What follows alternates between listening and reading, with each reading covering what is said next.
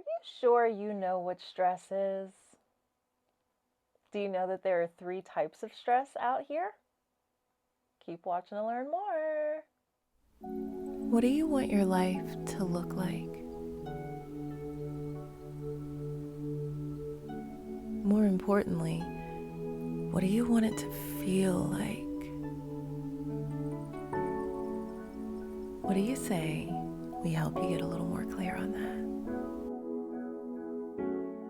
Namaste, my love. Monique Christine here, founder of glowupwithmc.com, and I just so happen to be your most favorite spiritual life coach, helping you go from burnt out to glowed up. We're continuing our 30 days of mental health awareness series, and today we're talking about stress. Yes, yes, yes, my darling. Now, before we get into the good stuff, if you haven't already and you dig what unfolds here, by all means, please subscribe, ring that bell so you get notifications every time I upload something new. I definitely don't want you to miss out on the videos in this series or any of the other content that I am putting out for you. Sharing is caring, so share far and wide. If you yourself know someone who is highly stressed, or maybe they just throw that word around willy-nilly, then this could be a great video for you to share. All right? Okay, cool. So, what is stress? Well, it's very simple. Yes, I'm going to consult my notes over here. No, I am not trying to diss you. I love you far too much to diss you. I just want to make sure that I'm thorough. Okay, so stress. Stress is simply how our brains and our bodies respond to some sort of challenge or demand. Boom, that's it. Mic drop. See you tomorrow. Just kidding. But yeah, stress really is that simple. Now, sometimes stress can be positive, while other times it can actually end up hurting you, okay? Especially if it's prolonged, but we're going to get into that.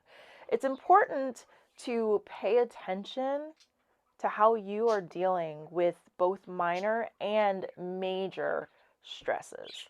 So, like I told you at the beginning of the video, there are 3 types of stress, and we're going to get into them. So let's kick this stress talk off with the sunny side of things, starting with positive stress, also known as eustress, E-U-S-T-R-E-S-S. This stress is the good stuff that helps you to get shit done, to move things along. Now, because the purpose of stress itself is to sharpen the senses, then eustress can actually help us to perform at our best. Okay? So, some examples of eustress would be like planning a wedding, planning a vacation. If you're an athlete, if you're training, that is actually eustress because you're working towards a goal that would be enjoyable for you. However, I do need to say that with a bit of a caveat. We do know toxic stories of training to where it's not healthy, where you're working towards something that you honestly don't even want. You're just trying to make other people happy. So that's where you always want to check in and make sure that you are doing things because it's what you want to do. Because at the end of the day, you're the one living your life. If you spend your whole life living it for everyone else, you're going to have a very empty existence. This is going to weigh very heavily on your mental health, and it could turn into something very negative. We'll talk more about negative stress shortly, okay? Other examples of eustress include getting a new job or a promotion, preparing for a new baby, a new bundle of joy, darling, okay? These are all things that are great, and you want to be at your best for all of them. I can remember when I was pregnant, I had lots of eustress happening because I consciously removed the distress from my life. But, going to the child birthing classes, Lamaze, I did a 6-week Lamaze thing. I did baby care basics, and infant CPR, like all of that. Those are great things where your senses are heightened, you're paying much more attention, you are performing at a higher level, and you're looking forward to the outcome. With good stress, eustress, we're typically looking forward to the outcome. So that's another kind of telltale sign. If you're not sure, is this eustress or distress? It's because you're looking forward to what's going to happen in the end. Okay, so dealing with our eustress situations, like planning a wedding or planning a vacation or prepping for that new bundle of joy that's on the way, you will most likely experience feelings of excitement, expectation, anticipation, and these feelings can help you to kind of balance out with the anticipated benefits. So yes, I might be feeling all of these things, I might be a little nervy, and my hands might be sweating a bit more than normal, and my armpits, and all of that good stuff, but it's like in the back of your mind, it's all worth it, right? Because the payoff in the end, you get this incredible vacation, you get this beautiful baby, you get this partner, all right? So that is our eustress. Another thing about eustress, the good stress, is that typically we're in control of how long it lasts. Anytime you are stressed, whether it's good or bad, your body goes through what's called the stress response. And I'll probably get into that in another video. But essentially, the stress response is just how the body responds. So when you are experiencing those heightened levels of stress, both good and bad, then your blood vessels constrict, your breathing speeds up, your heart rate may speed up, your digestion slows down, things like that. But you know that this isn't going to last forever. With a baby, hey, 9 months, boom. With a wedding, okay, boom. With a vacation, okay, boom. So it's like you have a certain level of control. I use that term so loosely because the universe will show up and show you who's really in control. But typically when it's like a positive stress situation, you do feel a bit more control because there is a foreseeable end date to this stress. Okay, so this brings me to our negative stress. The negative stress is also known as distress, distress, spelling bee champ, yes. All right, so distress, there are actually two types of distress, chronic and acute. Now, with both chronic and acute stress or distress, one of like the telltale signs is that you don't have control over when this is going to end. Typically, it's due to something outside of you, and so it's kind of, you're kind of at the mercy of this distressing situation. And if it's a person, whenever they decide, or if it's like, let's say you're dealing with a loved one who's sick, then you and I both know that you really don't have any control over those situations. And so it's just a matter of when the sickness chooses to alleviate itself. Okay, so that's a telltale sign. I don't know why I can't say that word. That is a telltale sign of distress. So let's go deeper and let's look at acute stress. Okay, acute stress, it's short-lived. This is like when you are, let's say you're crossing the street and you're not at a crosswalk, you're not really paying attention, and some car comes like zipping around the corner and almost hits you. And so you have to like jump back. That's an acute stress type of situation. And your body should calm down, okay? You should be able to calm down a bit thereafter, and your body returns to its normal state, okay? Chronic stress, on the other hand, is something that lasts for a prolonged period of time. Now, acute stress doesn't always negatively impact your health, because it's a short-lived thing, okay? So your body goes through the stress response, and then it comes back down to the rest and digest kind of wavelength that it's normally at, that it should normally be at. But when dealing with chronic stress, like from a chronic disease, diabetes, cancer, a loved one who is terminally ill, a toxic ass relationship, that's where it lasts for a very long time. You kind of feel like there's no end in sight. And this is where it can impact your, not just your mental health, but your physical health as well. Because when you stay in that heightened level of stress, remember I said with the stress response, your digestion will slow down. Your heart rate will speed up. Your blood pressure will raise because your blood vessels, your arteries have constricted. They've tightened themselves to push the blood faster so that you can do what you need to do at a heightened level, okay? But if you stay in that space, if your heart rate is always up, you're actually stressing the heart. So your heart can enlarge. We call that cardiomegaly, which definitely is not a good thing. Or you're just wearing it down, lots of wear and tear. Your digestion can be negatively impacted. This is how people end up developing ulcers and stuff. Because not only does the digestion slow down, but the gases in the stomach increase.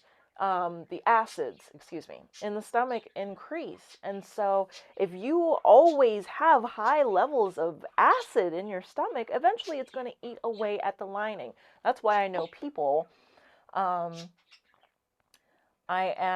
be 38 here soon, but I can remember back in my 20s knowing other 20-somethings that were younger than me that had ulcers, whose bodies were breaking down, who had heart attacks and gray hair and all of this stuff. I developed one gray hair when dealing with the stress around my dad dying. That was back in 2020. I haven't seen another gray hair since. So that's how I know, because I freaked the hell out when I found it. Like, oh my gosh, I am aging, girl. But I haven't had another one since then. So that tells me that that was specifically due to all of the stress around that situation. And to date, that is the most stress that I've the most stress that I've dealt with in really any period of time. But it was a lot that happened in a small amount of time. We'll talk about that some other time. But these are examples of chronic stress going wrong. I was losing weight. Like I said, I had the gray hair, super irritable. Oh my gosh. And then my eating habits were impacted because my mental was impacted. And so here I am, I had a lot to do, didn't have a lot of time to do it. So, there's no time, there's no energy for cooking, preparing meals. If you know me, you know that I love to cook, and you know that I love to cook healthy stuff. Like, it really gets me off. But around that time, my son and I were eating takeout just about every single day because there was so much going on. I just didn't have anything left in the tank. And so that is how chronic stress can negatively impact you. Now, I do want to go back just a little bit. Some examples of acute stress, public speaking. I know that most of us are virtual now. So, before you do that webinar or that Zoom meeting or that presentation or whatever, then yeah, you can experience some acute stress. But typically after it's over, then if it goes well, then that's where you'll end up in a state of euphoria because, oh my gosh, that was amazing. I wish that I could do it again. It's like that high that performers get, like singers and actors and actresses and dancers. You get that kind of performance stress before So then you're able to perform really well during, and then after, when it's all over, now it's just like, oh my gosh, I'm buzzing, right? That's your acute stress, and that's okay. It's not a bad thing so long as it remains a short-lived type of thing. Now, chronic stress, like I said, it doesn't just impact the body, it can also impact the mind. The stress response impacts all of you. And so when you stay in that chronic level of stress all day, day in, day out, you're stressed. Your body doesn't ever get a chance to recover, and neither does your mind. And what that means for your mental health is that this is where you can start to develop those, what's the word I'm looking for? You can start to develop your mental health disorders like your anxiety, your depression, irritability, fatigue, loss of self-efficacy, like you just are not performing at a high level at all. You are feeling burnt out. You can experience empathy exhaustion, where you are just exhausted from, putting yourself in someone else's shoes. That shit is draining, okay? A weakened immune system, absolutely. And so now you're more susceptible to getting sick. And we know that when we get sick, that's stressful because it kind of throws you off, maybe you can't go to work, or you're not able to work at the level that you're used to working at. You maybe aren't able to show up for your kids the way that you want to. So it all ties in, and it all affects everything else. This can also include unexplained aches and pains. You're just like, I'm sore, I'm hurting, I don't know why. How stressed are you? Because stress kills. Stress can cause inflammation, it can cause stroke, it can cause heart attack. Like, it's not what's up. Chronic stress can negatively impact your diabetes. It can negatively impact your cancer, which is why when people have been diagnosed with cancer and they're going through treatment, it's so important that they have those complementary practices like yoga, meditation, journaling, things like that to help to kind of lower their distress levels, to try and bring them out of that state of chronic stress so that the body can heal, so that the mind can heal. The mind, body, spirit connection is real. And whether you believe in it or not, it believes in you, and you will see it play out in your life if you're not careful. You can even develop headaches, and you can have difficulty with your memory and your concentration. I mean, if you're just always going, I know someone who, when they are going through bouts of chronic stress, they don't sleep. They don't sleep for days at a time. By day 7, it's like they're on a completely different planet. They don't even speak English anymore. They're not able to take things in. They take everything the wrong way. It can fuck up your mental, is what I'm trying to say, okay? But when people say I'm stressed out, typically they're referring to chronic stress, okay? So I know yesterday we talked about our emotional vocabulary. Now I want to kind of offer you this stress vocabulary. Stress is a blanket term. So I encourage you to, when you're experiencing stress, identify, is this eustress or is this distress? If it's eustress, the positive stress, then cool. All right, we're going to focus on the good, looking forward to the outcome. If it's distress, then I want you to see, is this acute or is it chronic? If it's chronic, because I'm not here to tell you what to do. I would encourage you, if you realize that you are dealing with chronic stress, get to the root of it and do everything in your power to alleviate it. Now, I understand, if you're dealing with a chronic disease, you can't just snap your fingers and make it go away. But what you can do is support yourself with meditation. Meditation helps you to just kind of bring it all down, calm down, focus on the breath, shut out the outside world for however long you're meditating. Get into some yoga. Yoga does double as that meditative practice, regardless of the style of yoga that you're practicing. But I'm always going to point you towards yin yoga because I'm obsessed with it and it's my specialty. But regardless, you have to have something to bring it down. We all got to bring it down. We can't stay in those heightened levels of chronic stress all of the time and expect to enjoy a high quality of health. It just doesn't mesh. That's oil and water. Okay? So, before I get out of here, I just want to remind you that I do have my virtual studio, fitness, yoga, meditation, more than 140 videos in there waiting for you on demand for you to dive into at any time. And you can enjoy your first 7 days for free. So you can just test it out, see if you like it.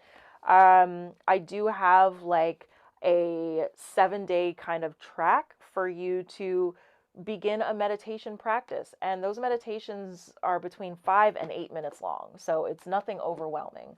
And then I also have a 7-day yin yoga track for you if you are new to yin yoga, or if you're doing that 7-day trial. So you can pair the meditation with the yoga. And I think the longest, excuse me, I think the longest yoga flow is like maybe 45 minutes, maybe. Okay. But typically a yin yoga class is going to be 60 minutes if you've ever practiced with me. So there's that. I will make sure that I have links below for you. And that's really what I have for you today. It's important that we understand what stress is and that all stress is not created equal. And we are going to love ourselves enough to identify what kind of stress we're dealing with, because once you become crystal clear on what it is, now you can do something about it. All right? I love you. If you haven't already, be sure to subscribe and ring that bell so you get notifications every time I upload something new. Tomorrow, we're going to be talking about, I don't know what we're going to be talking about. Something having to do with stress. I think we might talk about the difference between stress and anxiety, because I know a lot of people who are anxious, but they say that they're stressed. And if everything about you believes what your mind says, you could be setting yourself up for failure by projecting something onto yourself that just isn't true. All right. So tomorrow we'll get crystal clear on the difference between stress and anxiety. Let me know if you have any questions. I hope that this was informative. Sharing is caring. Share far and wide.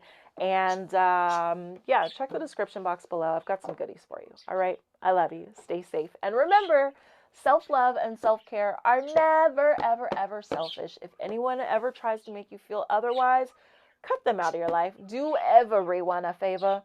Cut them loose. You don't need them. Okay? I got your back. I love you. I'll see you soon. Namaste.